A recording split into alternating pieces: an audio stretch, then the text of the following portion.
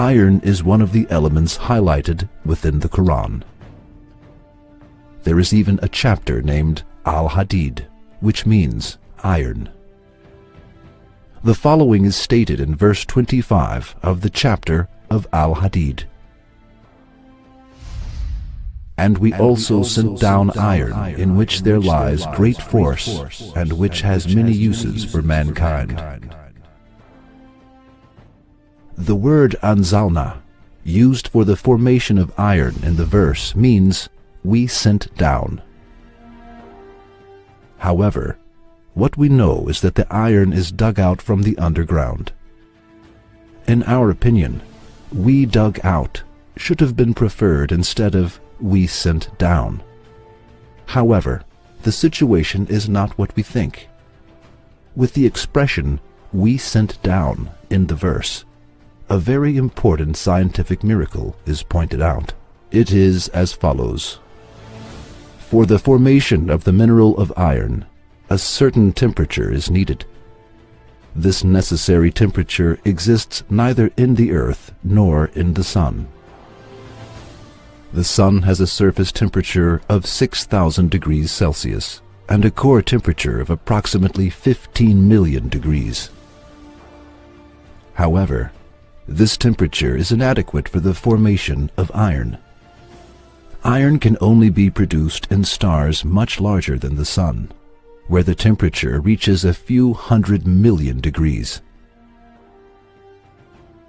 When the amount of iron exceeds a certain level in stars, called a nova or a supernova, the star can no longer accommodate it, and it eventually explodes. These explosions make it possible for iron to be dispersed into space. All astronomic discoveries have put forth that the mineral of iron comes from huge stars from outer space. Not only the iron in the Earth, but also the iron in our solar system is acquired from outer space. For, as we have stated before, the temperature of the sun is not enough for the formation of the iron mineral. What is understood from all above is that the mineral of iron is not formed in the earth, but sent down by being carried away from supernovas.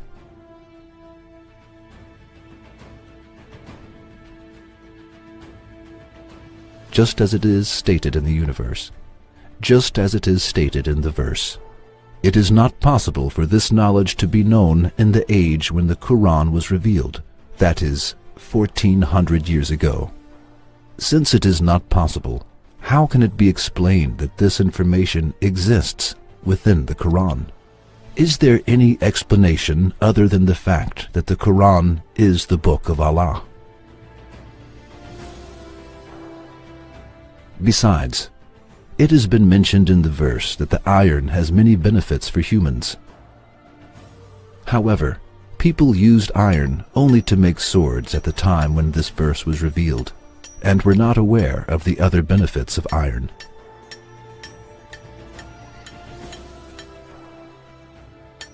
Despite this, the Quran stated, it has many benefits for mankind. Now, let us see the latest scientific data on iron. Without the iron atom, carbon-based life in the cosmos would not be possible. That is, there would be no supernovae, no heating of the primitive Earth, no atmosphere, and no hydrosphere. There would be no protective magnetic field, no Van Allen radiation belts, no ozone layer, no metal to make hemoglobin in human blood, no metal to tame the reactivity of oxygen, and no oxidative metabolism. It is very significant and wise that attention is attracted to iron, particularly that the following is stated about it. Iron in which there lies great force, and which has many uses for mankind. Along with what we have mentioned above, there is one more secret in this verse. It is as follows. The verse that mentions iron is verse 25 of the chapter of Al-Hadid. This verse contains two rather interesting mathematical codes. Al-Hadid is the 57th chapter within the Quran. When the word is uttered with the definite article al, the, as Al-Hadid in Arabic, the sum of the abjad value, numerological value, of its letters is also 57.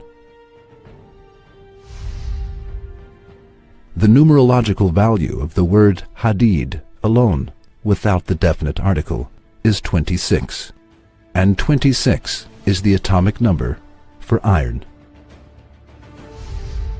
That is, when we utter it as Al-Hadid, its numerological value is 57, which is the number of the chapter within the Quran.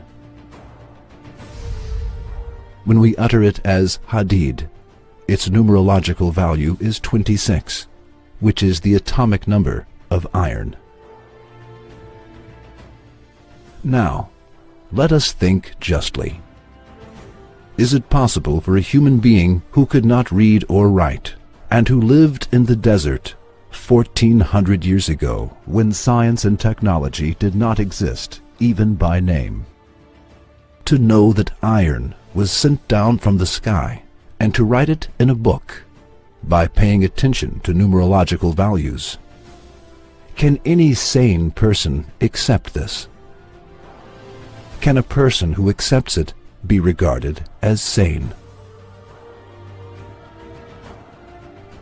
In that case, it is nonsense and delusional equal to closing one's eyes to the sun, which illuminates the world, to say that the Quran is the word of a human being. A person who closes his eyes is able to turn day into night only for himself. We send endless praise and thanks to our Lord, who does not leave us in darkness, and who turns the night into day with the light of the Quran.